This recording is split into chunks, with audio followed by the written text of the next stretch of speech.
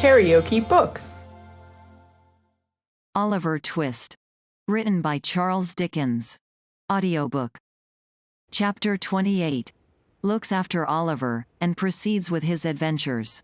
"Wolves tear your throats," muttered Sikes, grinding his teeth. "I wish I was among some of you.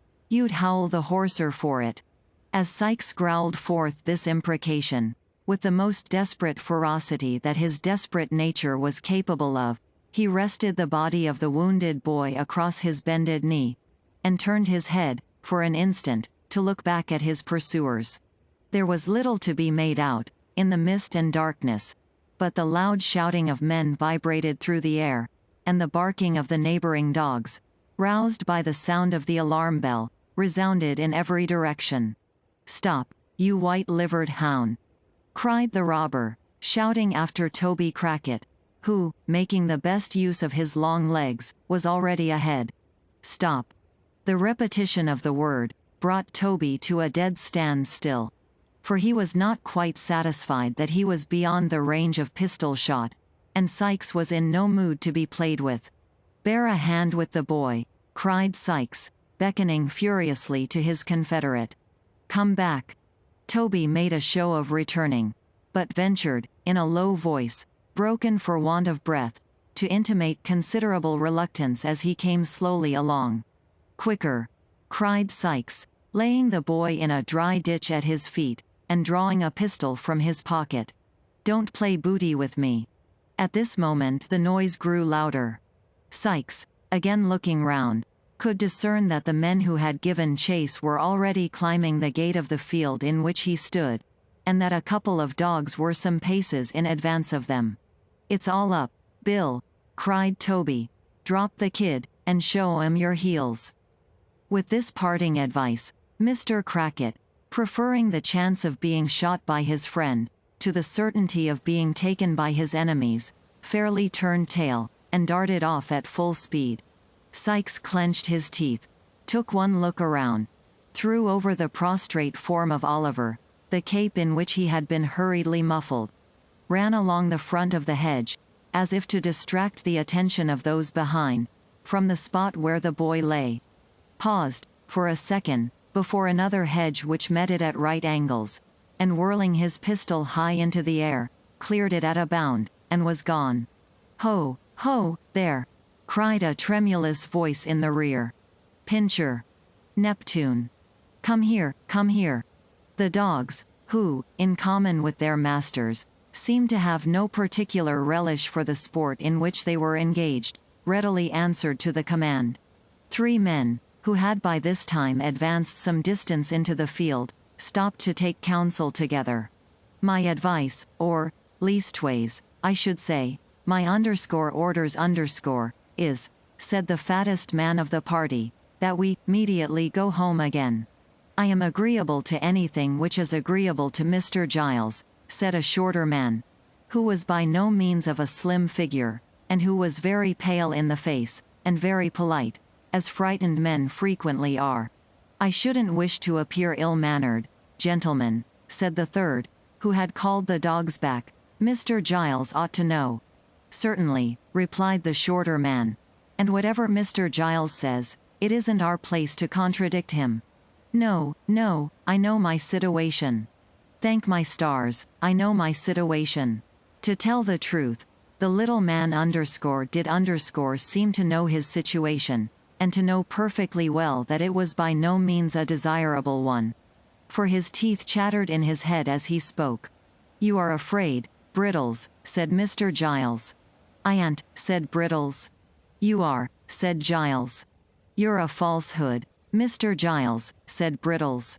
"You're a lie, Brittles," said Mr. Giles.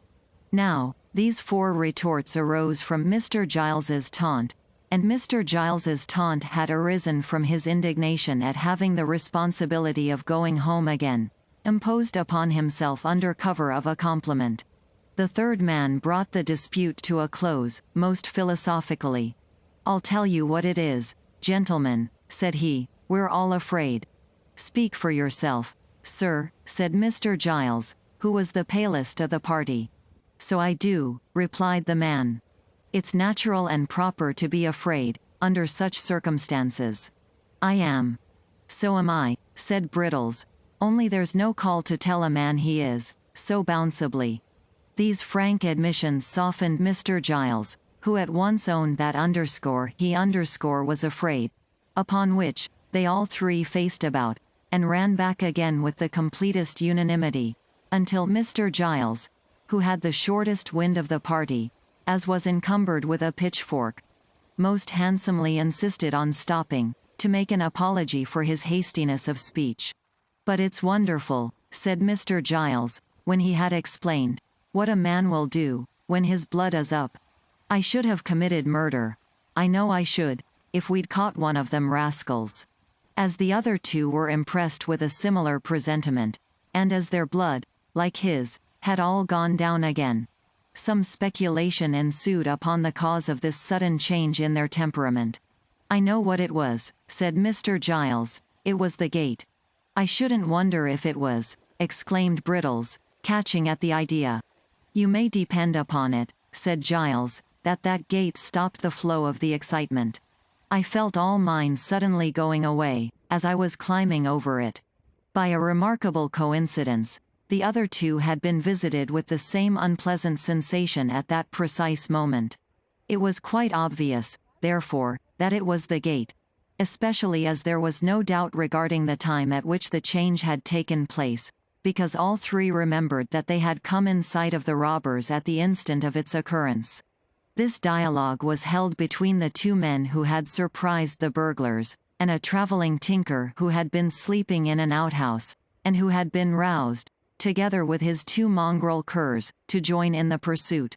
Mr. Giles acted in the double capacity of butler and steward to the old lady of the mansion.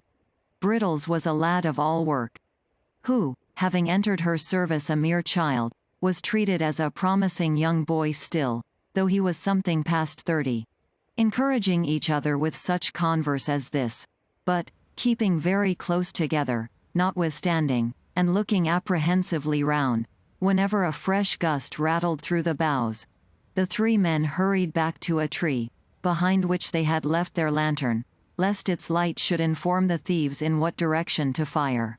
Catching up the light, they made the best of their way home, at a good round trot, and long after their dusky forms had ceased to be discernible, the light might have been seen twinkling and dancing in the distance, like some exhalation of the damp and gloomy atmosphere through which it was swiftly borne. The air grew colder, as day came slowly on, and the mist rolled along the ground like a dense cloud of smoke. The grass was wet, the pathways, and low places, were all mire and water. The damp breath of an unwholesome wind went languidly by, with a hollow moaning. Still, Oliver lay motionless and insensible on the spot where Sikes had left him. Morning drew on apace. The air became more sharp and piercing, as its first dull hue, the death of night, rather than the birth of day, glimmered faintly in the sky. The objects which had looked dim and terrible in the darkness, grew more and more defined, and gradually resolved into their familiar shapes. The rain came down, thick and fast, and pattered noisily among the leafless bushes. But, Oliver felt it not, as it beat against him, for he still lay stretched, helpless and unconscious, on his bed of clay. At length, a low cry of pain broke the stillness that prevailed, and uttering it, the boy awoke. His left arm, rudely bandaged in a shawl, hung heavy and useless at his side. The bandage was saturated with blood. He was so weak, that he could scarcely raise himself into a sitting posture. When he had done so, he looked feebly round for help, and groaned with pain. Trembling in every joint, from cold and exhaustion, he made an effort to stand upright, but, shuddering from head to foot, fell prostrate on the ground. After a short return of the stupor in which he had been so long plunged, Oliver, urged by a creeping sickness at his heart, which seemed to warn him that if he lay there, he must surely die, got upon his feet, and essayed to walk. His head was dizzy, and he staggered to and fro like a drunken man. But he kept up, nevertheless, and, with his head drooping languidly on his breast, went stumbling onward, he knew not whither.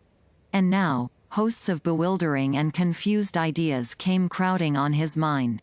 He seemed to be still walking between Sikes and Crackit, who were angrily disputing, for the very words they said sounded in his ears, and when he caught his own attention, as it were, by making some violent effort to save himself from falling, he found that he was talking to them. Then, he was alone with Sikes, plodding on as on the previous day, and as shadowy people passed them, he felt the robbers grasp upon his wrist. Suddenly, he started back at the report of firearms. There rose into the air loud cries and shouts. Lights gleamed before his eyes. All was noise and tumult, as some unseen hand bore him hurriedly away. Through all these rapid visions, there ran an undefined, uneasy consciousness of pain, which wearied and tormented him incessantly. Thus he staggered on, creeping, almost mechanically, between the bars of gates, or through hedge gaps as they came in his way, until he reached a road. Here the rain began to fall so heavily, that it roused him. He looked about, and saw that at no great distance there was a house, which perhaps he could reach. Pitying his condition, they might have compassion on him, and if they did not, it would be better, he thought, to die near human beings, than in the lonely open fields. He summoned up all his strength for one last trial, and bent his faltering steps towards it. As he drew nearer to this house, a feeling come over him that he had seen it before. He remembered nothing of its details, but the shape and aspect of the building seemed familiar to him. That garden wall. On the grass inside, he had fallen on his knees last night, and prayed the two men's mercy. It was the very house they had attempted to rob. Oliver felt such fear come over him when he recognized the place, that, for the instant, he forgot the agony of his wound, and thought only of flight. Flight. He could scarcely stand, and if he were in full possession of all the best powers of his slight and youthful frame, whither could he fly? He pushed against the garden gate. It was unlocked, and swung open on its hinges. He tottered across the lawn, climbed the steps, knocked faintly at the door, and, his whole strength failing him, sunk down against one of the pillars of the little portico. It happened that about this time, Mr. Giles, Brittles, and the tinker were recruiting themselves, after the fatigues and terrors of the night, with tea and sundries, in the kitchen. Not that it was Mr. Giles's habit to admit to too great familiarity the humbler servants, towards whom it was rather his wont to deport himself with a lofty affability, which, while it gratified, could not fail to remind them of his superior position in society. But, death, fires, and burglary, make all men equals. So Mr. Giles sat with his legs stretched out before the kitchen fender, leaning his left arm on the table, while, with his right, he illustrated a circumstantial and minute account of the robbery, to which his bearers, but especially the cook and housemaid, who were of the party, listened with breathless interest. "It was about 2:30, said Mr. Giles, "or I wouldn't swear that it mightn't have been a little nearer 3, when I woke up, and, turning round in my bed, as it might be so," here Mr. Giles turned round in his chair, and pulled the corner of the tablecloth over him to imitate bedclothes. "I fancied I heard a noise." At this point of the narrative the cook turned pale, and asked the housemaid to shut the door. Who asked Brittles, who asked the tinker, who pretended not to hear. "Heard a noise," continued Mr. Giles. "I says, at first, this is illusion, and was composing myself off to sleep, when I heard the noise again, distinct." "What sort of a noise?" asked the cook. "A kind of a busting noise," replied Mr. Giles, looking round him. "More like the noise of powdering a iron bar on a nutmeg grater," suggested Brittles. "It was, when you heard it, sir," rejoined Mr. Giles. "But, at this time, it had a busting sound. I turned down the clothes," continued Giles, rolling back the tablecloth, sat up in bed, and listened. The cook and housemaid simultaneously ejaculated, "Lor!" and drew their chairs closer together. "I heard it now, quite apparent," resumed Mr. Giles. "Somebody, I says, is forcing of a door, or window. What's to be done? I'll call up that poor lad, Brittles, and save him from being murdered in his bed. Or his throat, I says, may be cut from his right ear to his left, without his ever knowing it. Here, all eyes were turned upon Brittles, who fixed his upon the speaker, and stared at him, with his mouth wide open, and his face expressive of the most unmitigated horror. I tossed off the clothes, said Giles, throwing away the tablecloth, and looking very hard at the cook and housemaid, got softly out of bed. Drew on a pair of ladies present, Mr. Giles, murmured the tinker. Of shoes sir, said Giles, turning upon him, and laying great emphasis on the word. Seized the loaded pistol that always goes upstairs with the plate basket, and walked on tiptoes to his room. Brittles, I says, when I had woke him, don't be frightened. So you did, observed Brittles, in a low voice. We're dead men, I think, Brittles, I says, continued Giles, but don't be frightened. Was he frightened? Asked the cook. Not a bit of it, replied Mr. Giles. He was as firm, pretty near as firm as I was. I should have died at once, I'm sure, if it had been me, observed the housemaid. You're a woman, retorted Brittles, plucking up a little. Brittles is right, said Mr. Giles, nodding his head, approvingly. From a woman, nothing else was to be expected. We, being men, took a dark lantern that was standing on Brittles' hob, and groped our way downstairs in the pitch dark, as it might be so. Mr. Giles had risen from his seat, and taken 2 steps with his eyes shut, to accompany his description with appropriate action, when he started violently, in common with the rest of the company, and hurried back to his chair. The cook and housemaid screamed. It was a knock, said Mr. Giles, assuming perfect serenity. Open the door, somebody. Nobody moved. It seems a strange sort of a thing, a knock coming at such a time in the morning, said Mr. Giles, surveying the pale faces which surrounded him, and looking very blank himself. But the door must be opened. Do you hear, somebody? Mr. Giles, as he spoke, looked at Brittles, but that young man, being naturally modest, probably considered himself nobody, and so held that the inquiry could not have any application to him. At all events, he tendered no reply. Mr. Giles directed an appealing glance at the tinker, but he had suddenly fallen asleep. The women were out of the question. If Brittles would rather open the door, in the presence of witnesses, said Mr. Giles, after a short silence, I am ready to make one. So am I, said the tinker, waking up, as suddenly as he had fallen asleep. Brittles capitulated on these terms, and the party being somewhat reassured by the discovery, made on throwing open the shutters, that it was now broad day, took their way upstairs, with the dogs in front. The 2 women, who were afraid to stay below, brought up the rear.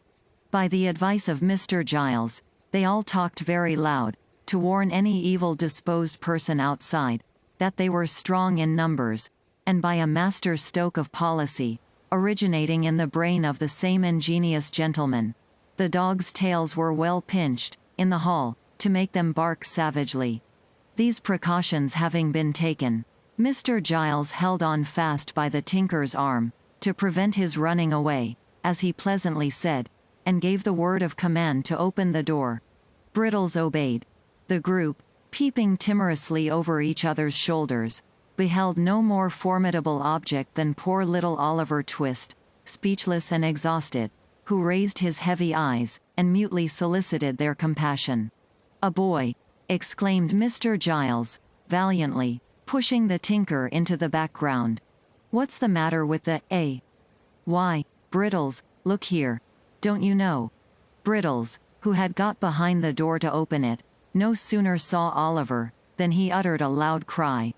Mr. Giles, seizing the boy by one leg and one arm, fortunately not the broken limb, lugged him straight into the hall, and deposited him at full length on the floor thereof. Here he is, bawled Giles, calling in a state of great excitement, up the staircase. Here's one of the thieves, ma'am. Here's a thief, miss. Wounded, miss. I shot him, miss, and Brittles held the light. In a lantern, miss, cried Brittles, applying one hand to the side of his mouth, so that his voice might travel the better.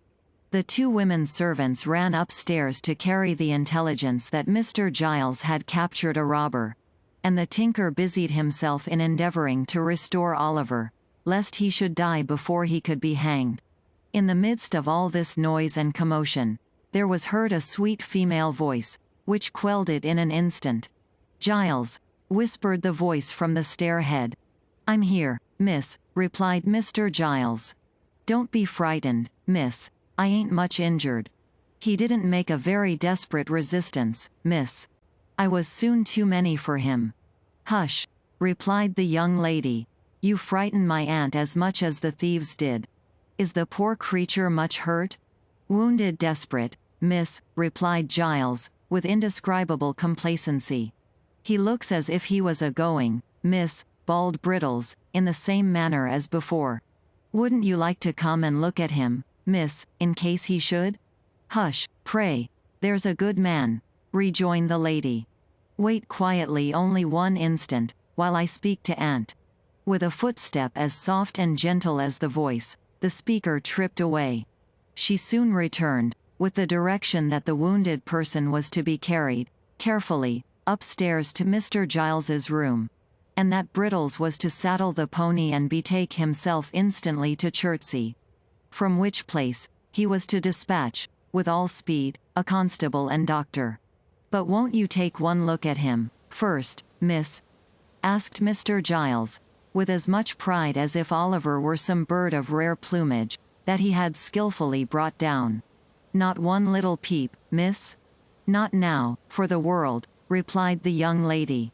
"Poor fellow! Oh! Treat him kindly, Giles, for my sake." The old servant looked up at the speaker, as she turned away, with a glance as proud and admiring as if she had been his own child. Then, bending over Oliver, he helped to carry him upstairs, with the care and solicitude of a woman. KaraokeBooks.